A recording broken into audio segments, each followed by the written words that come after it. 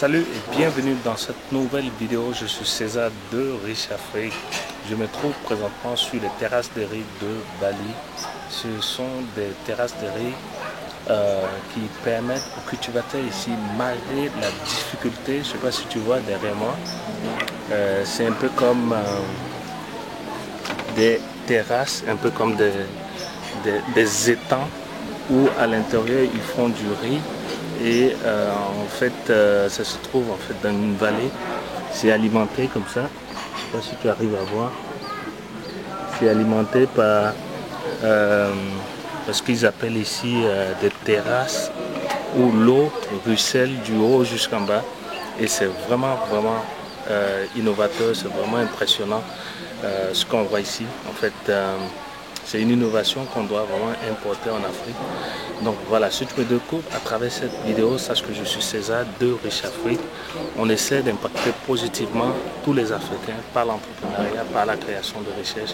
Et ici, je me trouve à Bali spécialement pour ça, pour pouvoir découvrir ce que les autres ont de meilleur, ce qu'ils font de mieux par rapport à nous Africains et pouvoir importer ces belles idées chez nous en Afrique, aider nos communautés rurales, nos cultivateurs, nos parents qui se trouvent dans les champs en Afrique, de pouvoir aussi connaître cette technique de production de riz.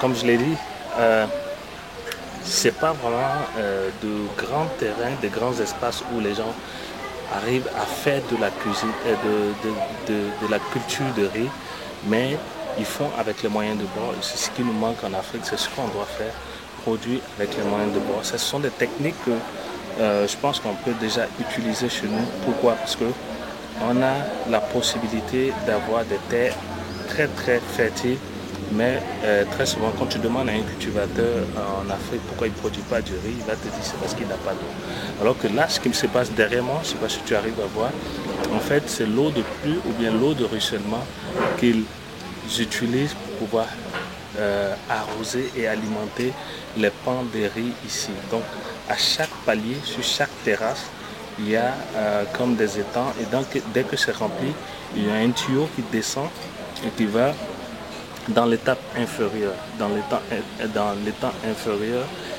ou encore la terrasse inférieure, et ainsi de suite, ça descend jusqu'au fond du bas-fond. Et là, ça permet de produire du riz, tout simplement. Ça permet de créer de la nourriture pour les gens ici sur place. Parce qu'on est en plein milieu urbain, on n'est pas en milieu rural, mais quand même, ils arrivent à faire cette production-là. Je voulais franchement voir ces terrasses de riz là parce que c'est vraiment innovateur, c'est vraiment impressionnant. J'en ai entendu parler, mais aujourd'hui c'est chose faite, je suis là, je fais cette vidéo pour toi, pour que tu puisses la partager au maximum autour de toi. Tu peux me dire aussi dans les commentaires ce que tu en penses. Est-ce que tu penses que c'est innovateur? Est-ce que c'est quelque chose que nos parents en Afrique, dans nos villages, doivent utiliser comme technique pour pouvoir aussi produire du riz et faire en sorte qu'ils puissent déjà se nourrir eux-mêmes, mais aussi faire en sorte de pouvoir nourrir toute la population au niveau des grandes villes en Afrique et arrêter finalement d'importer le riz à partir de l'étranger. Je pense que ce que je dis peut-être c'est contre les différents gouvernements indonésiens ou bien thaïlandais, parce que ce sont les gros pourvoyeurs de riz des Africains, les gros approvisionneurs. Mais voilà, je prêche pour ma chapelle, je prêche pour l'Afrique, pour nos parents. Et c'est ce que je tenais à te dire dans cette vidéo. Et j'espère que tu vas la partager au maximum. Ce sont des techniques qu'on peut utiliser, c'est très simple. On n'a pas vraiment besoin d'attendre la saison des pluies pour pouvoir produire du riz. Ici, ils le font en toute saison, 365 jours sur 365. Et ça se passe très bien. Je vais juste encore profiter pour te montrer, que tu puisses bien voir. En fait, ça c'est que des bas-fonds. Donc tous ces bas-fonds là se trouvent des terrasses, des étangs de riz, et c'est ce que les gens en fait trouvent de fabuleux. Il y a plein de touristes, les gens venus de partout dans le monde entier pour venir regarder ces terrasses de riz, comment les gens arrivent à faire cette production là, malgré la difficulté du terrain, malgré le fait qu'ils n'ont pas la possibilité d'avoir, comme je dirais, une terre plates et pleines, ou bien des plateaux pour pouvoir faire ce type de culture. Donc voilà, je te laisse, je te dis à très bientôt dans de prochaines vidéos. Je suis toujours à Bali. Là, je vais me déplacer, je vais aller dans une autre ville parce que présentement, je me trouve à Ubud. C'est pratiquement le point central de l'île, de la province de Bali. Et je vais aller découvrir d'autres endroits, d'autres lieux. Et je te ferai certainement de belles vidéos à ce niveau-là. Pour l'instant, porte-toi bien.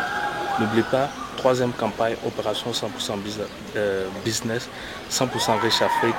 Les inscriptions seront possibles à partir du lundi 10 février 2020.